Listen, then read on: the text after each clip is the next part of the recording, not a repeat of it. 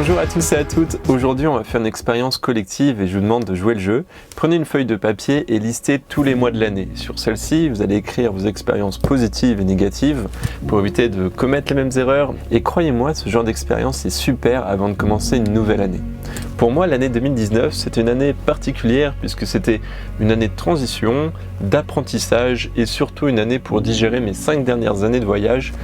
Alors, en 2019, j'avais listé des objectifs à réaliser et malheureusement, je n'ai pas tout réussi. Alors, je vais vous expliquer surtout la raison de mes échecs pour éviter de les reproduire en 2020. Alors, tout commence au mois de janvier avec le permis C.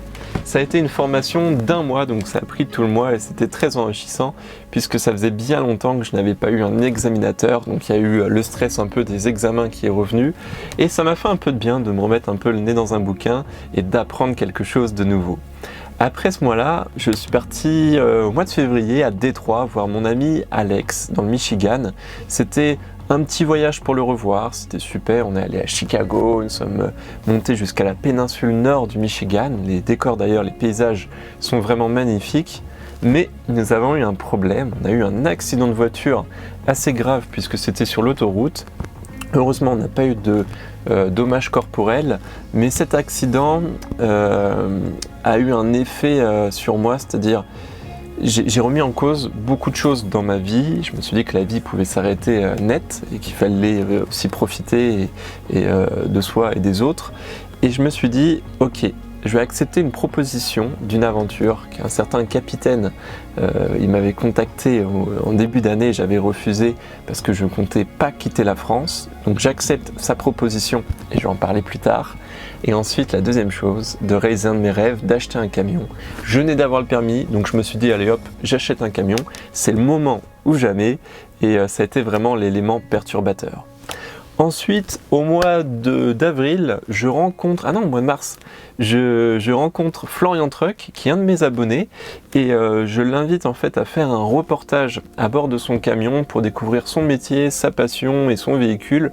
Et cette expérience était encore une fois enrichissante, puisque d'une, Florian est devenu mon ami, je lui ai partagé ma passion pour la vidéo, aujourd'hui il est même youtubeur, et lui m'a partagé sa passion pour le monde du transport, et ça a été vraiment extraordinaire. Et puis, pour finir sur ce mois de mars, la vidéo réalisée avec Florian a explosé sur YouTube.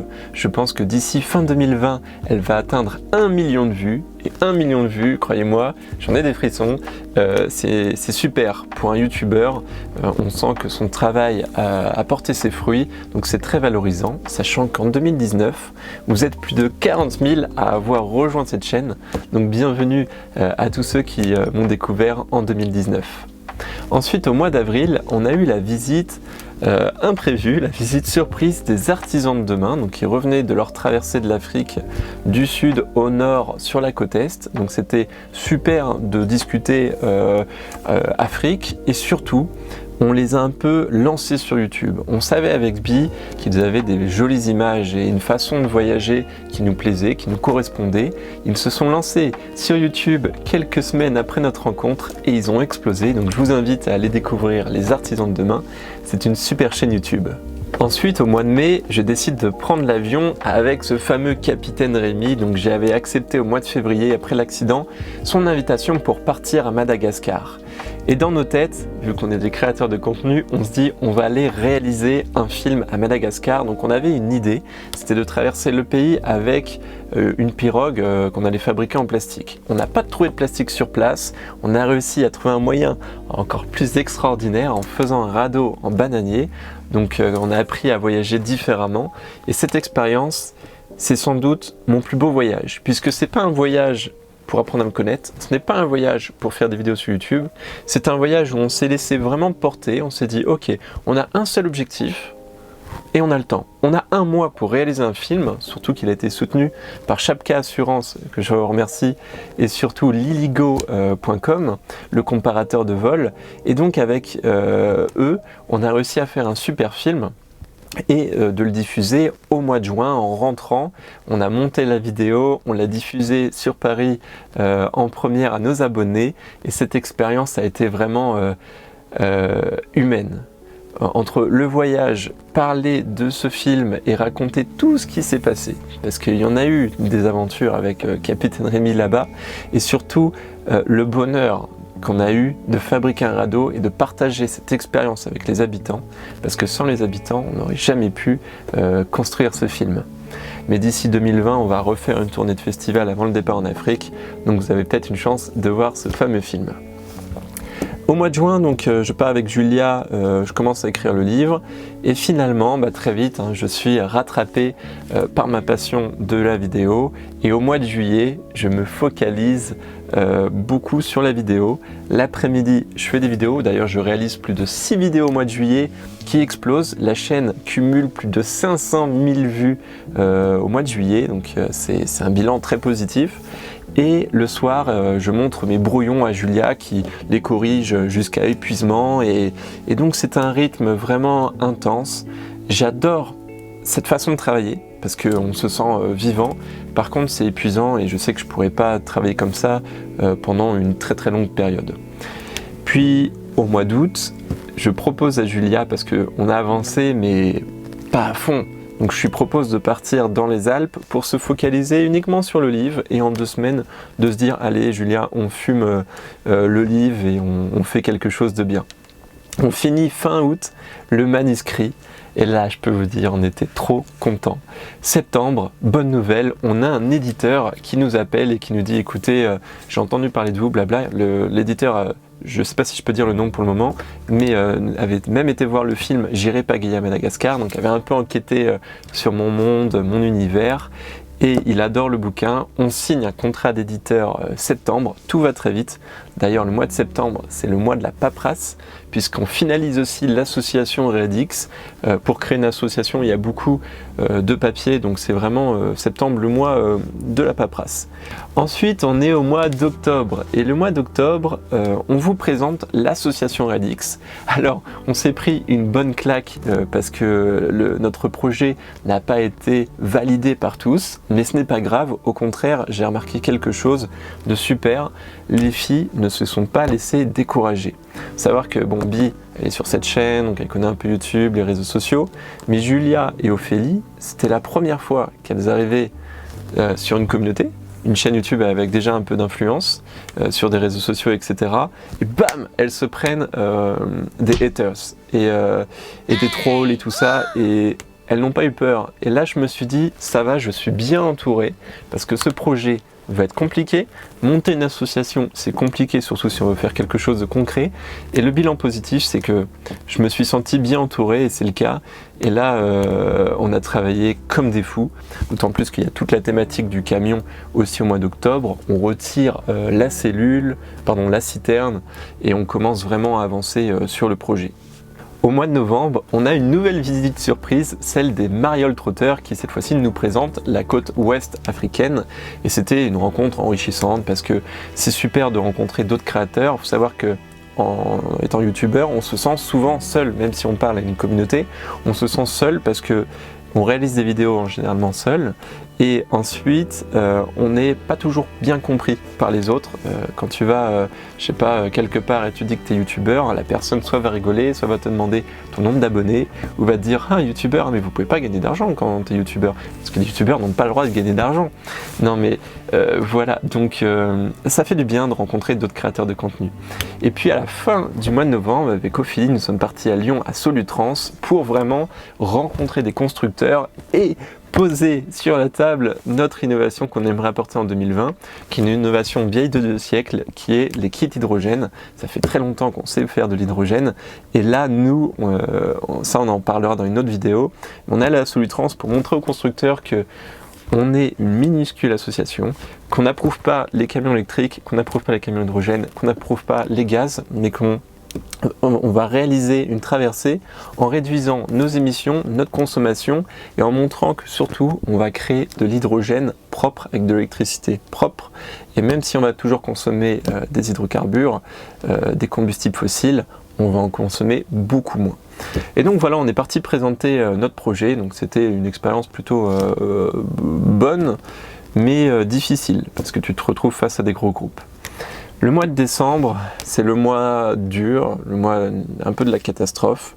Dans un premier temps, Bi tombe malade, un peu comme au Pakistan, elle tombe vraiment malade et en fait c'est Ophélie qui s'en aperçoit parce que Bi a toujours le sourire et Ophélie constate quelques signes chez Bi, genre perte un peu des cheveux, du teint, elle blanchit, etc. Enfin elle repère des choses, elle fait un bilan de santé et on s'aperçoit que Bi, finalement dans tous ces tests, rien n'est bon. Et donc là c'est un mois dur. Et en plus, on se prend un coup de massue. La préfecture refuse 3 fois de suite une demande de prolongation de visa pour seulement 5 mois. Sachant que Bi, elle a une vie extraordinaire en France, elle a un CDI, elle est membre fondatrice d'une association, elle est trésorière, elle est ambassadrice de la région normande pour Normandie Attractivité. Elle a une vie en France où elle est sur une chaîne YouTube, elle filme et blablabla. Elle a beaucoup de choses en France et là elle s'est fait expulser du territoire français le 17 décembre, donc juste avant les fêtes, et c'était très dur pour nous, sachant qu'on a eu un stress global parce que dans l'association, un des mécènes qui devait nous aider pour ce projet nous a quittés un peu à la dernière minute et on s'est retrouvé vraiment dans une situation dramatique et c'est toujours le cas. Donc on va trouver une solution en 2020, mais voilà, c'est pour vous dire qu'il y a eu un stress global, même dans ma relation avec Bi, et c'était un mois très compliqué, le mois de décembre. Et c'est pour ça que là j'ai pris 2 semaines de vacances, j'en avais pas pris depuis longtemps, pour me recentrer, prendre le temps, me reposer et surtout débuter l'année 2020 sur les chapeaux de roue parce que ça va être une année importante. Donc voilà, si je n'ai pas réussi à être navigateur cette année ou être pilote de parapente ou de paramoteur, c'est uniquement parce que je me suis focalisé dans le monde du transport. J'ai fait plus d'une dizaine voire une quinzaine de vidéos sur les camions. Ça a plu, c'est vrai que je me suis un peu écarté de mon sujet du voyage, mais c'est un monde qui m'a énormément intéressé. Du coup, pour 2020, même si vous savez un peu ce qui va se passer en 2020, je vous dévoile enfin cette année et normalement j'espère te réussir. Premièrement, concernant l'association, on va continuer à travailler comme des oufs dans cet asso parce que je me sens vraiment utile avec Redix parce que ça n'a plus rien à voir avec le voyage. Même si on va traverser un continent, on va montrer des belles images, des belles rencontres et que c'est de l'aventure, on va surtout pour démontrer quelque chose qui sont les alternatives écologiques qu'on a tendance à zapper. Ça va être intéressant, faites-moi confiance, mais cette association, on veut la rendre grand public, on veut que vous nous rejoigniez, on veut vraiment créer quelque chose de gros. Ensuite, bâtir un camion, traverser l'Afrique. Alors ça, attention, on va le faire sur 2 ans, enfin sur 555 jours. Avoir 100 000 abonnés.